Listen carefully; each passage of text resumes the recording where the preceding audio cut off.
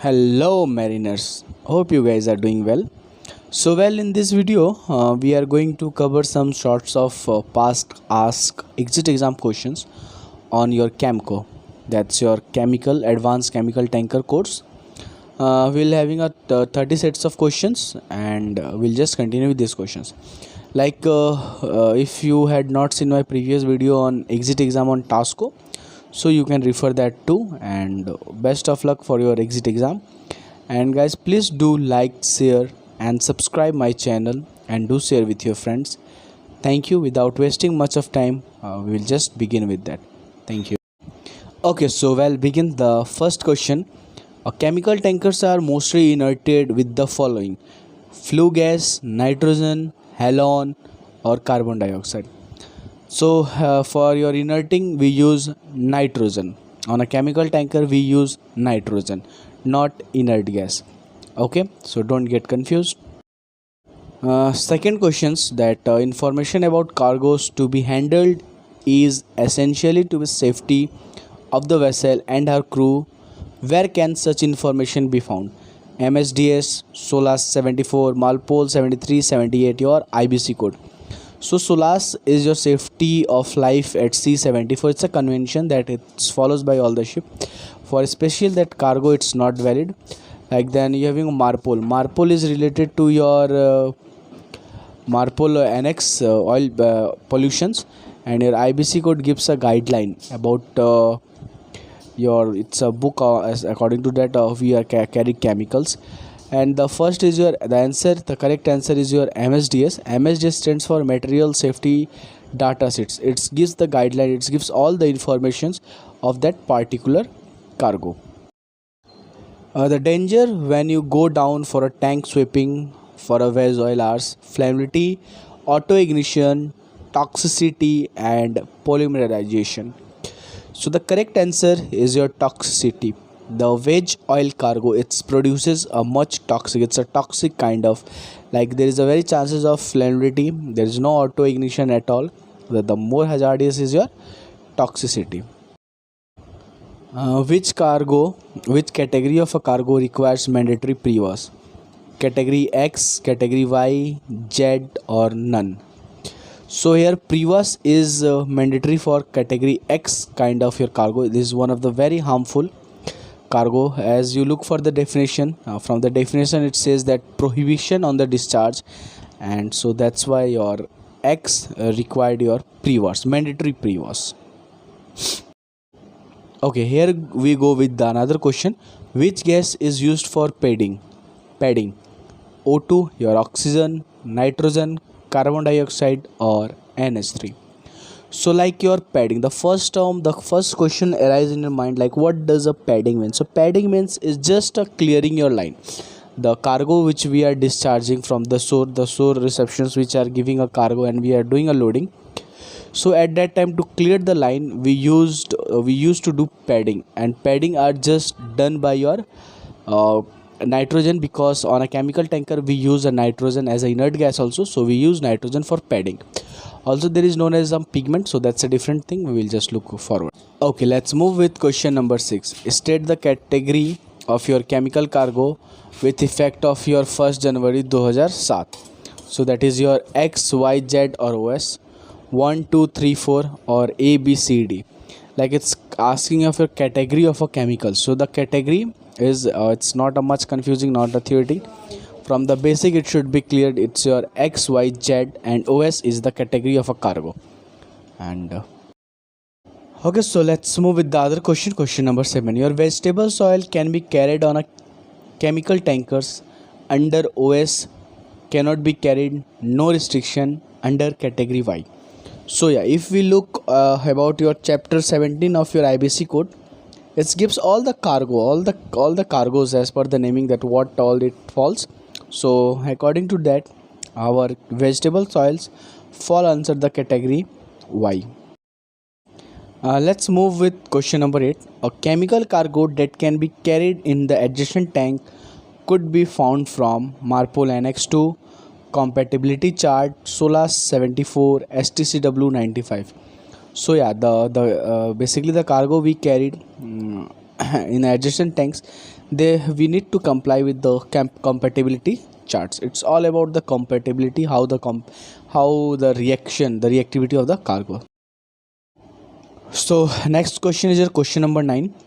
Cargoes carried on a chemical tankers are called IBC, IMO, ISM, NLS. So IBC is a code like what we used is got on our oil tanker, same as we use IBC on your chemical tanker. IMO is your International Maritime Organization, ISM is your International Safety Management, and NLS, that is your cargoes as per the chemical, that is known as your noxious liquid substances. It's the chemical we use to say.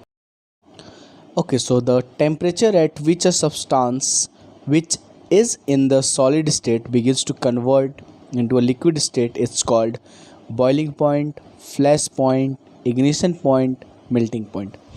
There is no much explanation required on these questions as it's very simple. Everyone is doing from the basic, it's basic.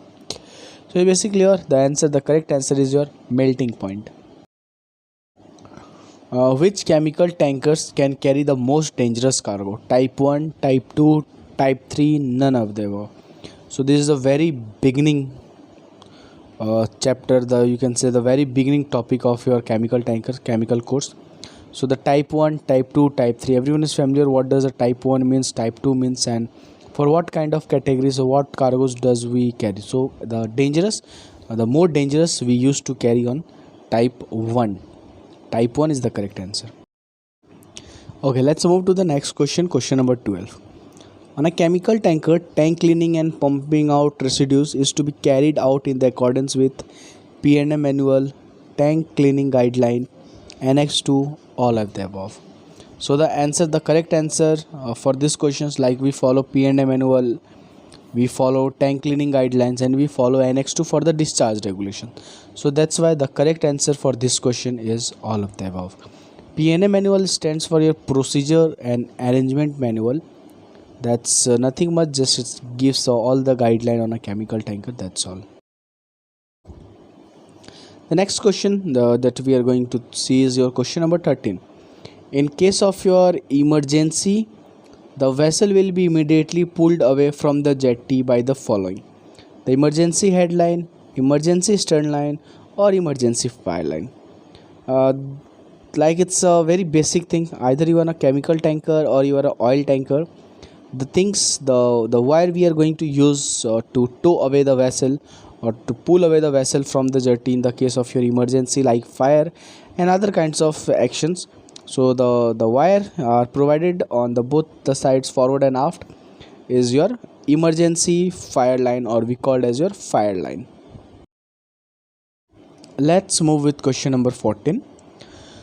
So the above warning sign must be placed over the ship onshore side, like no smoking, no neck light, no visitor, and all of the above.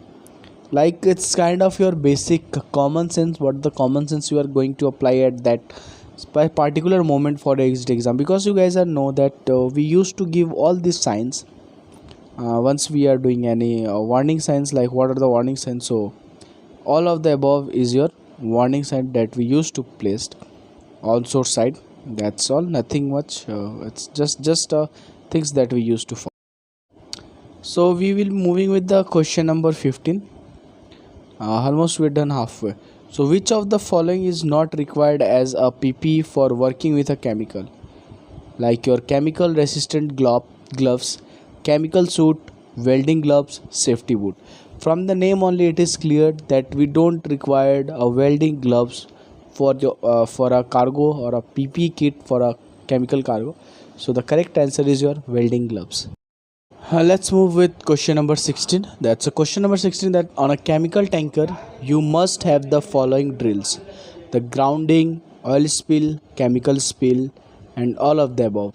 So yeah, on a chemical tanker we used to perform all the drills. So the correct answer for this question is all of the above. Like you may ask the oil spill. So oil spills are basically we used to do for a bunker tank. So that's why the answer is all of the above. Next question is question number 17. This question says that state the percentage of a effluent achieve before stopping discharge of a tank washing of your ex cargo. So what do we used to do on that? It's 0.1% by volume, 0.1% by weight, 0.01% by weightlifting. So here it's a correct answer is your, it's a kind of a regulations requirement. Correct answer is your 0.1% by weight. The answer is B.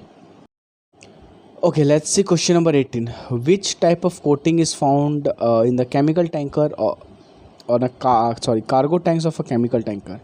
So it's phenolic epoxy, zinc silicate, interline epoxy, or all of the above. The correct answer for this question is your D, that we will find all of the above kinds of coatings on a cargo tanks. Depends upon the types of cargo we are carrying or the vessel is specified. So the answer is your all of the above.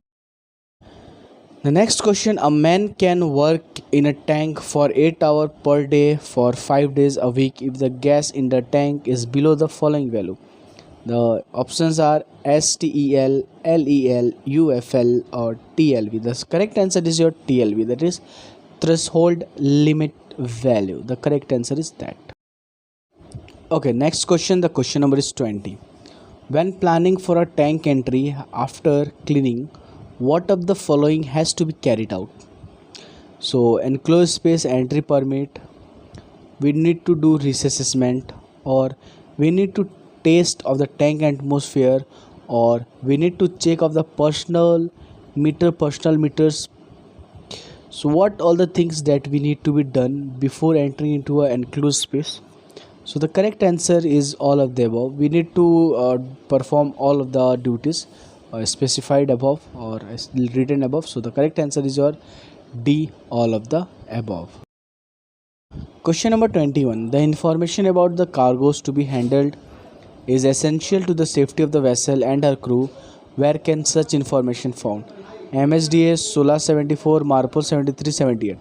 The correct answer is MSDS, that stands for your Material Safety Data Sheet. Next question is question number 22. Which type of coating is found in the cargo tanks of a chemical tankers?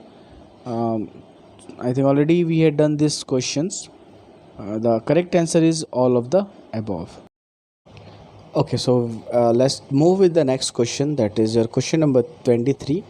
On board a chemical tanker, a tank cleaning and a pumping out residues is to be carried out in the accordance with P&M manual, tank cleaning guideline, annex to all of the above. So the correct answer in this case is your all of the above. All of the above is your correct answer. The next question is your question number 24. The purpose of your EEBD is to work in tank. The purpose like work in the tank or to escape from a dangerous gas, yes, smoke, work on a manifold and work in an enclosed space. The correct answer is to just your EEBD is your emergency escape breathing device. From the name only it is clear, it's just an emergency escape. So we are not allowed to work after wearing this. It's just to escape from the dangerous gas, yes, smoke. The correct answer is B. So the B is the correct answer. Okay, the next question, that when loading orders are received, master has to check a cargo against with a document, P&M manual, IBC manual, COF, all of the above. So we don't refer P&M manual, we don't refer your IBC code. We used to see that COF. What does a COF stand? So that is known as your certificate of fitness. Certificate of fitness specified that what kind of a cargo we are we can carry on the specific on a ship. The COF is provided for each and every ship, so that's why we follow COF. Let's move with the next question, question number 26. The threshold limit value for the benzene is 0.5 ppm, 5.0 ppm, 3 ppm, none of the above. The correct answer for this question is 0.5 ppm. ppm stands for parts per million.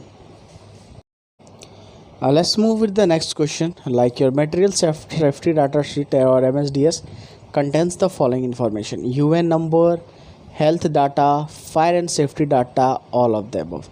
The correct answer for this question is all of the above.